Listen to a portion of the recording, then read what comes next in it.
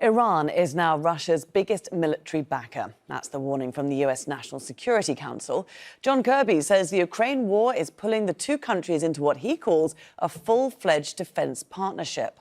The West has accused Russia of using Iranian drones to kill civilians and destroy Ukrainian energy facilities. Kirby believes Tehran and Moscow could start making these weapons together. In return, he says Russia is providing Iran with air defense systems, helicopters and training. The UK has repeated the accusations at the UN Security Council. Russia's ambassador denies them, and he says criminals are getting their hands on weapons the West has sent to Ukraine. Here's Christian Salumi with more. Russia called a Security Council meeting intending to highlight the risk of weapons being supplied to Ukraine falling into the hands of terrorist groups and non-state actors. Russia's ambassador, Vasily Nebenzia, alleges it's already happening, not only in Europe, but also in the Middle East and Africa. But before the meeting even started, the United Kingdom accused Russia of trying to purchase weapons from Iran and North Korea in violation of international agreements. Ambassador Barbara Woodward pointed to Iranian drones that have been shot down in Ukraine. Russia is now attempting to obtain more weapons, including hundreds of ballistic missiles. In return, Russia is offering Iran an unprecedented level of military and technical support. Russia denied any deals with Iran. The military-industrial complex in Russia can work perfectly fine. It doesn't need anyone's assistance, whereas the Ukrainian military industry does not basically exist and is being assisted by the Western industry and Western companies. The United States, the largest supplier of weapons to Ukraine, said they had no evidence that their weapons were being diverted, and they and other NATO-aligned countries promised to continue supporting Ukraine. Well, Russia and Iran have been allied for years.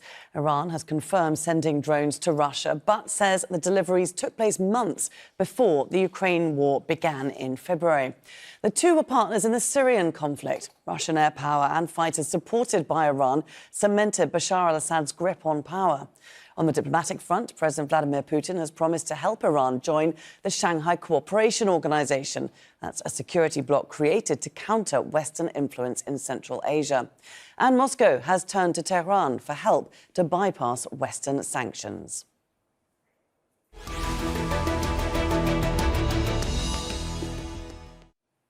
Well, let's bring in our guests now. And from Moscow, Pavel Falkenhauer. He's a defence and military analyst. From Oxford, Frank Ledwidge is a senior lecturer in military strategy and law at the University of Portsmouth. And from Miami, Kenneth Katzman is a senior fellow at the Soufan Center.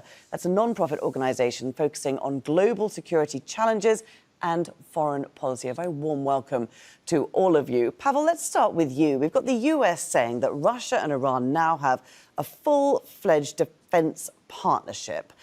Is this true? What does it look like? Well, there have been increased kind of exchanges, and apparently Russia has been purchasing some Iranian weapons, maybe would want more.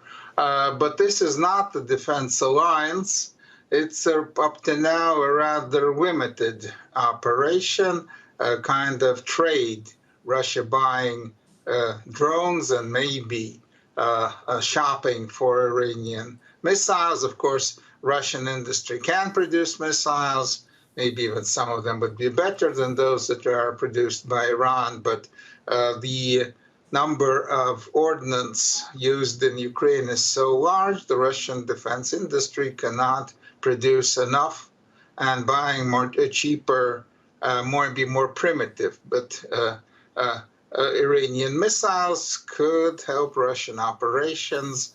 Again, there's the problem of ordinary artillery ordnance, where Russia is struggling to compensate what it's using in the field. So this is a kind of very pragmatic relationship. It has not yet developed into a full kind of alliance. Russia still is balancing in the Middle East, Iran against Israel, and trying to keep good relations with both. So it's maybe it's moving in that direction, but it's not yet there. That's interesting. We'll certainly return to the regional relations in just a moment. Kenneth, for the moment, I just want to get your response to that. Do you think that this is a full-fledged defence partnership, or is it just limited in scope at the moment to Russia topping up a few of its drone supplies from Iran? Thank you very much for inviting me, coming to you from sunny Miami Beach here. I think it's heading that way. It's certainly heading to a full-fledged partnership. It's, you know, Russia's been involved in Iran's civilian nuclear program to generate electricity. Obviously, Russia was a major backer of the Iran nuclear deal in 2015, does not want Iran to have a nuclear weapon. So I think Moscow draws the line at giving Tehran any knowledge or any, you know, scientific help if Iran were to try to gain a nuclear weapon, you know, per se. But Russia's certainly willing to deal with Iran on missiles, drones, combat aircraft. Russia, you know, supplied Iranian combat systems in the early 90s, and now that weaponry that Iran has is old. It needs to be modernized and replaced, and Tehran is certainly looking to Moscow to replace all that weaponry. Mr. Kirby, Admiral Kirby of the NSC, said that Russia's training Iran on new combat aircraft, I think the Sukhoi 35s. And so it's expanding. The relationship is expanding, and it could bring Iran into conflict with NATO, with the United States, which is seeking to prevent Russia from acquiring additional weaponry to hit Ukraine with. Frank, we've got the Institute of Science and International Security, excuse me, reporting that at least 1,000 new drones are on their way to Russia from Iran, plus short-range ballistic missiles. It seems that everyone agrees that there is this exchange going on, except for Iran. Iran is insisting that it's not, and the only drones it provided were before the Ukraine war started. Why is it so adamant that it's not supplying Russia with these weapons? Well, Laura, I expect that's for presentational reasons, both internally and externally. But anyone can see with the evidence of their own eyes that these drones, these missiles are being used on, if not on a daily, but certainly a weekly basis in very large numbers, far larger, I think, than the Iranians would admit to. But I go a bit further, I think, than both Kenneth and Pavel. Of course, one accepts everything they say and agrees with them. But it's a little bit more, I think, than just a sort of relationship of trade. We have Iranian so-called advisors now as combatants, essentially as combatants. Certainly some have been killed by the Ukrainians in Crimea. And the aviation element of this is really quite crucial regionally in the Middle East too. It's going to upskill and up-arm the Iranian Air Force to a level that we've not seen really since the early 80s. Well, Pavel, your response to that, and do you accept that there are Iranian combatants in Crimea? The Ukrainians say they are. Again, that's not being confirmed, that there were not so much combatants, that there were advisors. And of course, right now in Crimea, there is no real combat yet, at least. And they were instructing Russian personnel how to use Iranian attack drones. That's most maybe possible. I mean, I don't know for sure, but it's quite possible. This is a kind of another step in the two countries working more together, two militaries working more together. But again, there's still differences between Russia and Iran on other many issues. They agree on supporting Assad regime, but about Israel they have very different opinions. And so this is kind of, there are zones of agreement, zones of lesser agreement. They're complementing each other with weaponry, though it's not maybe the best off-the-shelf weaponry, but for Russia it's very important. Rearming Iranian Air Force, again, that's important, but does Russia right now have that much spare military industrial capacity to really rearm Iran when it's struggling to compensate the losses already in the Ukrainian conflict? that's again an open question. And Kenneth, just to pick up on Frank's other point there, and you mentioned the Sukhoi earlier, Iran is receiving, according to the US, advanced military and technical support, air defense systems, a Sukhoi fighter plane within the year. If that is the case, how is it going to tip the balance of power regionally? Well, that's difficult to assess. Iran is still, in terms of conventional weaponry. I'm not talking about missiles. I'm not talking about drones. Talking about major combat systems, Iran is pretty deficient. I mean, as I said, they haven't really rearmed or modernized since the early 90s. They really have no capability to cross large waterways such as the Persian Gulf.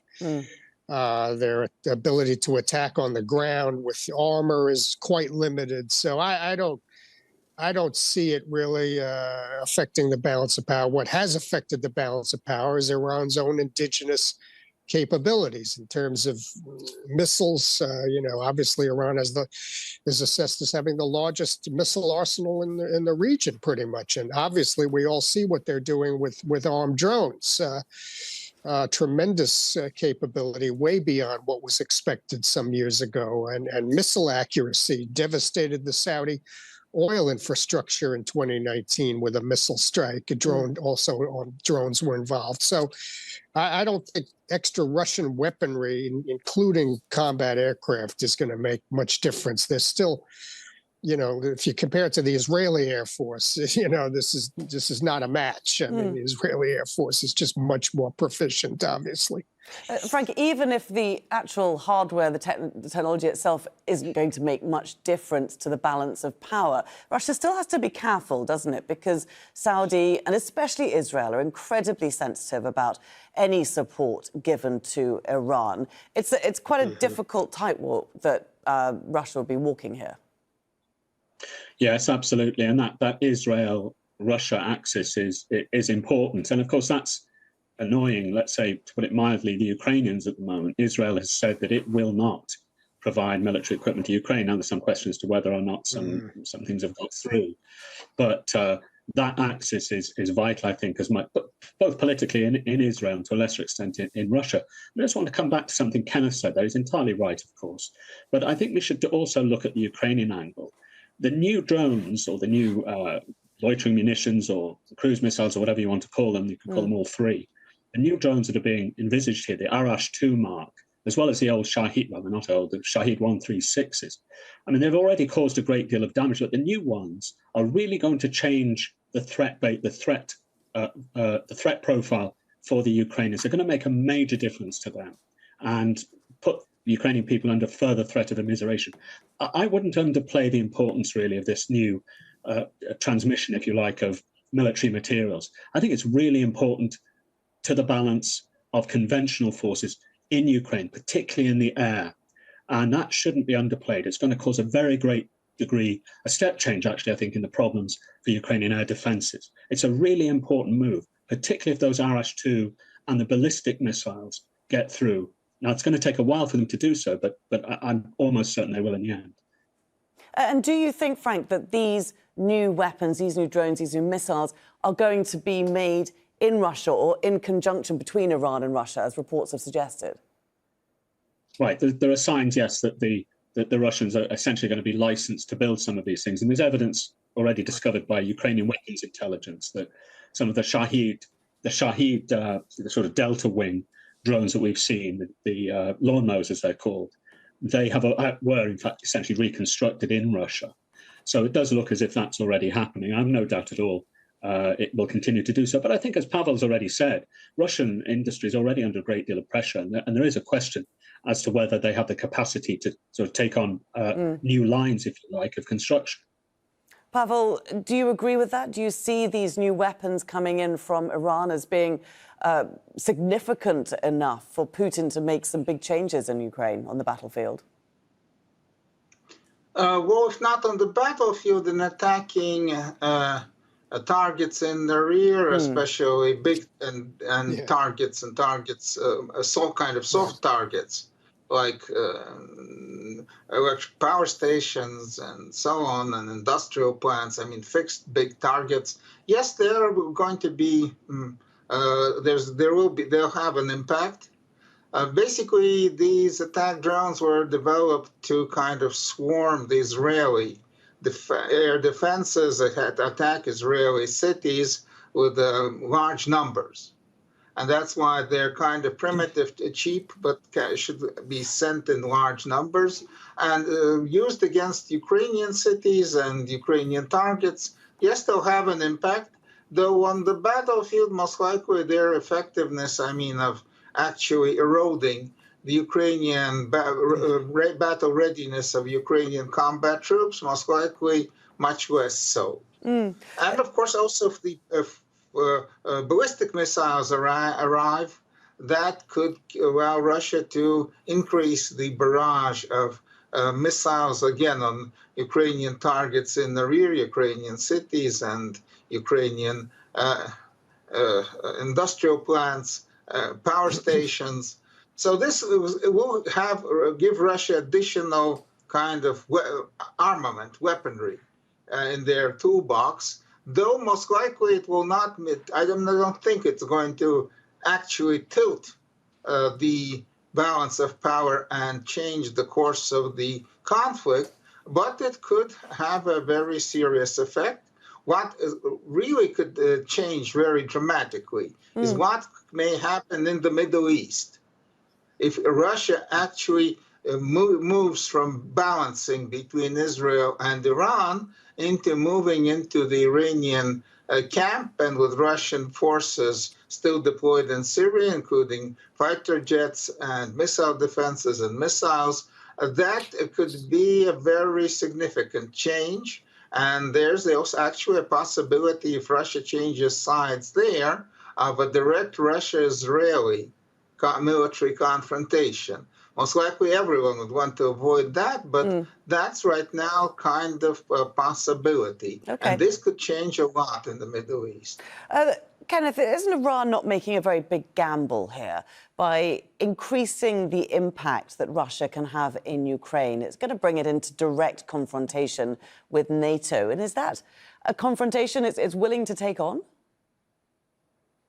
Well, I'm, as an Iran expert, I've been a little bit, my base case was a little bit incorrect. The Supreme Leader, Ali Khamenei, is usually a good judge of power relationships, and he usually calculates correctly. And I'm a little bit surprised that he's cast his die in with this loser in Moscow, Mr. Putin, who's basically basically defeated in Ukraine.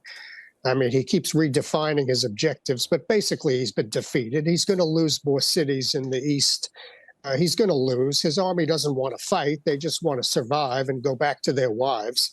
They have no interest in grabbing any more Ukrainian territory. Putin has lost. He may even be overthrown. And I'm surprised that Supreme Leader Ali Khamenei has put his chips on this losing gambit on the roulette wheel here. It's ridiculous.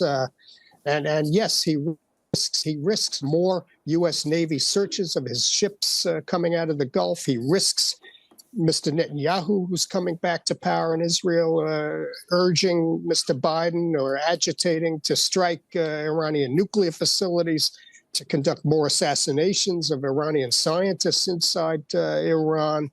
Mr. Khamenei is really risking a lot and gaining very, very little here, which is a little bit surprising to me.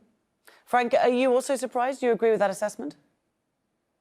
Well, absolutely. And there's another, so much less significant axis, I think, that's sort of operational axis that's worth considering. But it's important to the Israelis, and that's their ability to conduct airstrikes into Syria, for which they require the largesse of Russia to do so without casualties. So that's a factor, but I don't think it's a strategic factor, more an operational one. My concern is, it goes back deep now into the last decade or so. So we have, if you like, if we look back, you see very close cooperation at the military level between these powers, and I suspect that's driven a lot of this. And both my colleagues have expressed the fear, if you like, of an increasing, if not an alliance, then a relationship, as the Americans put it. And it does seem that that's the direction of travel. That's the escalator, if you like, we're on, with some breaks like that Israeli-Russian problem in Syria itself. Pavel, this military exchange, it seems to violate the terms of the 2015 nuclear agreement. Russia has all but stopped helping revive that agreement since the February invasion. Why is that? Well, official Russian line is that we are for the agreement. It's a good thing. But the West, and primarily the Americans, don't want it to happen, and that they spoiled it under President Donald Trump, and they are because everything right now bad in the world, but the Russian diplomats are placing on the Americans. So that's kind of the Russian position. I don't think right now that Iran and actually is that important right now for Russia. The Kremlin is all engaged in what's happening in Ukraine with increasing sanctions, with sanctions on Russian oil. I mean, their plate is so full.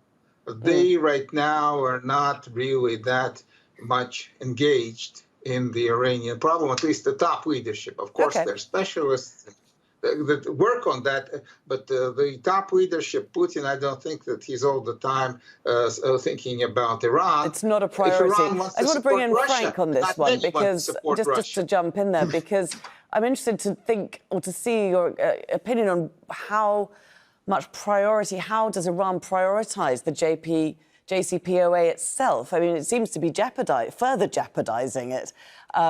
Does it have any faith in it? Does it want to continue negotiations with the West to revive it, or is it just given up? Well, with respect, that's probably something that Kenneth would be far better to comment on than myself. I'm not an expert on Iran or the military capability aspect, but as a general commentator, I would think it would be a very poor idea for Iran to pull even further away from the JPOA, particularly, as Kenneth said, against the context of Netanyahu coming back. Oh, Kenneth, do you agree with that?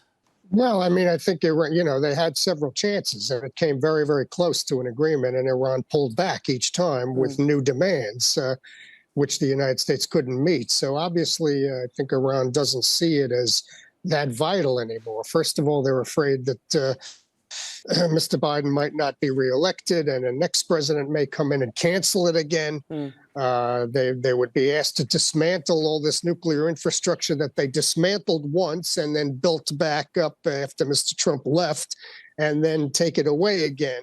And the sanctions relief, they're already selling, almost 1 million barrels or at least 500,000 barrels a day of oil to China. And they're not feeling the effect of sanctions to the degree that perhaps they did before the JCPOA in 2015. And they've got their smuggling routes and their deals lined up to earn revenue from China and others, and so they don't, I don't think, feel any urgency to get back into the deal. But to comment on what's been said about Mr. Putin, I mean, other dictators crossed the red lines of the United States of America, and that did not end well for them, and this will not end well for Mr. Putin either, is my forecast. Okay, and that will be our final thought.